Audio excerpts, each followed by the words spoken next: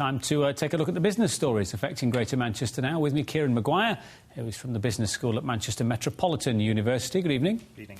We'll talk about the Chancellor's pre-budget report first, but given we've spoken to Dave Coleman tonight from Manchester Friends of the Earth, and there's a big event taking place in Manchester with Ed Miliband and the Global Conference in Copenhagen, as these governments come to a consensus, Kieron, about global warming and challenging it, are they going to start taxing businesses? Are businesses looking askance at this, thinking, you know, there's some green taxes coming our way here? Yes, there's always winners and losers in things like this. There's going to be winners in terms of the people with the new technologies who they're going to try to encourage, but they're also going to have to discourage us from using the current forms of power, such as coal and gas and so on.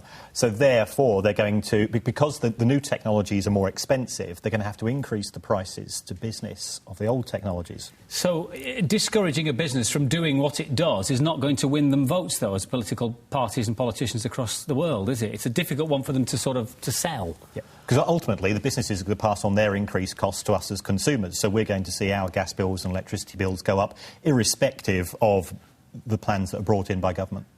Tough one, then. OK, closer to home, Ben Bland was reporting earlier about shopping on the high street and the retail consortium saying it's not going up as much as they would like in the run-up to Christmas. But Manchester bucking the national trend. We're spending more on shops here than perhaps the rest of the country. That's right. I think Manchester's always been a city where we've always liked to enjoy ourselves. And I think we've just said, well, recession, let's not worry about it too much.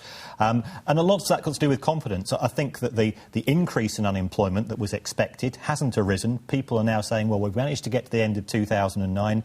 We've still got jobs. We've still got a little bit of money. Whilst we know that things are tight, there's still time to splash out. OK. Well, the Chancellor tomorrow will give what he called his PBR, his pre-budget report. It's not the budget full-on, but it does affect business and it affects you and I as ordinary citizens. What does he say tomorrow and how much detail do we get, Kieron? Well, he'll give away a few clues as to perhaps some of the key tax changes. I mean, Gordon Brown, when he was Chancellor, before he took over as Prime Minister, tended to put things a few years ahead of the actual implementation of plans. So Alistair Darling's not got a lot of wiggle room in terms of being able to increase or decrease individual taxes. We know that the top rate of tax is going up to 50%. We know that there's changes in national insurance coming through. He might tweak those a little bit further. But those tend to be sort of the headline issues that he's going to give, along with the more details of government spending and where those cuts are going to take place. I mean, businesses locally and across the country have been asking for an extension of the car scrappage scheme. Please don't put VAT back up again. Please don't increase the minimum wage and corporation tax. Is he likely to listen to people like that and have some changes that'll please business?